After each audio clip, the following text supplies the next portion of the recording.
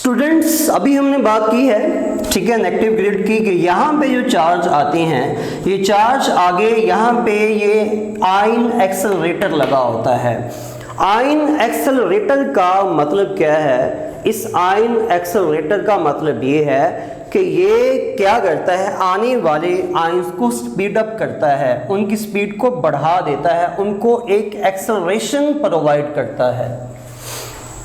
और ये जो दोनों डिस्क आपको नजर आ रही हैं, ठीक है, सर्कुलर डिस्क हैं, इनके अंदर ये एक छोटा सा होल होता है, एक स्लिट बना होता है। ये सारी की सारी रिजिड फॉर्म में नहीं होती, ठीक है बात। एक डिस्क होती है, इसके अंदर एक होल होता है, एक स्लिट बनी होती है। इस स्लिट में से आने वाले सारे आयंस क्या करते हैं? आने वाले सारे आयंस को ये क्या करता है? ये चैनलाइज करता है। इसने क्या करना होता है? चैनलाइज करना होता है। मतलब ये है कि आप ज़हन में रखें, आयंस आ रहे हैं जी ये, ठीक है बात, और ये आने वाले आयंस सारे इस तरह से, इस तरह से, ठीक है, इस तरह से यहाँ पे ये आके क्या हो जाते हैं? कन्वर्ज हो जाते हैं। आयन सारे आ रहे हैं, अदरवाइज तो आयन ऐसे फैल जाएंगे। अगर ये आयन एक्सेलरेटर ना लगा हो तो आयंस क्या करेंगे? पूरी ट्यूब के अंदर फैल जाएंगे, हमें कोई भी रिजल्ट नहीं मिलेगा, कोई भी एक्यूरेसी नहीं होगी, कोई भी प्रिसीजन नहीं होगी रिजल्ट्स के अंदर। तो ये है कि ये आने वाले आयंस को क्या करता है? आगे कैप्चर करता है, कन्वर्ज करता है और ये एक्सेलरेट भी करता है, ठीक है। अब एक्सेलरेट यूं ही होते हैं तो ये आयंस बड़ी तेजी से इधर आते हैं और यहां पे लगा होता है जी मैग्नेट एनालाइजर। क्या लगा होता है? इसी मैस स्पेक्ट्रोमीटर के अंदर मैग्नेट एनालाइजर लगा होता है। और इस मैग्नेट एनालाइजर की जो स्ट्रेंथ है, this strength is variable and we use magnet analyzer just to rotate all these ions, okay, according to their radius of curvature। हमने आने वाले आयंस को उनकी mass by electron ratio, क्या मैं लिख देता हूं, mass by electron, ये जो रेशो है, इस रेशो में एक स्ट्रेंथ है, इसके मुताबिक आने वाले तमाम तर आयंस को, ये मैग्नेट एनालाइजर के दो पार्ट्स हैं। ये मैग्नेट एनालाइजर कुछ यूं लगा होता है, ठीक है, इस तरह से मसलन, ठीक है। आप ये समझिएगा कि ये आयंस आ रहे हैं और ये आयंस ने यहां से पास करना है, तो ये लगा है मैग्नेट एनालाइजर इस तरह से, ठीक है। इसका ये अपर पार्ट है और ये इसका लोअर पार्ट है। अब इसकी स्ट्रेंथ हम अपनी मर्जी से वेरी करवाते हैं। ये इसकी स्ट्रेंथ क्या होती है? वेरिएबल होती है, ठीक है बात। तो जब ये आयंस आते हैं तो मैग्नेट एनालाइजर इनको एनालाइज करता है। Here, what is the meaning of the analyzer? This magnet will analyze all these ions according to their mass by electron ratio, and then all these electrons, sorry, all these ions will hit on this detector or electrometer। समझिएगा दोबारा से, आने वाले सारे ions यहां से magnet analyser से होके आगे पास होते हैं। तो मैग्नेट एनालाइजर क्या करता है कि इनको इनकी मैस बाय इलेक्ट्रॉन रेशो के मुताबिक क्या करवा देता है? उनको रोटेट करवा देता है, घुमा देता है। जब ये उनको घुमाता है तो देन वो अपनी मैस बाय इलेक्ट्रॉन रेशो के मुताबिक क्या करते हैं बेटा? वो रोटेट करते हैं, वो घूमते हैं और वो क्या हो जाते हैं? डिस्पर्स हो जाते हैं, अलग अलग हो जाते हैं।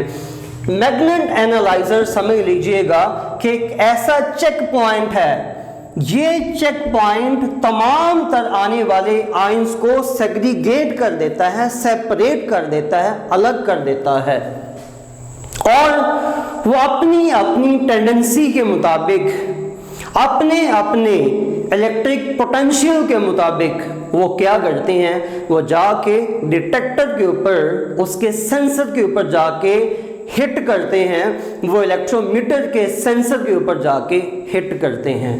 बात समझ आ रही है कि जिस तरह मैंने यहाँ पे इस नियॉन को लिया है तो ठीक है, तो यहाँ भी ये नियॉन ही ज़ाहिर बात है मैंने यूज़ किया है।